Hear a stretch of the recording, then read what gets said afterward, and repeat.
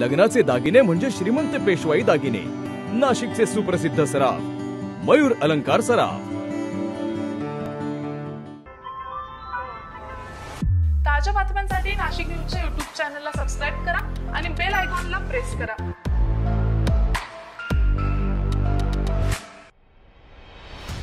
निफाड तालुक्यात तापमानाचा पारा पुन्हा घसरला असून गुरुवारी कुंदेवाडी येथील गहू संशोधन केंद्रात 6.8 अंश सेल्सिअस इतक्या निचांकी तापमानाची नोंद झाली आहे। त्यामुळे कडाक्याच्या थंडीनं गोदाकाठ गारठलाय।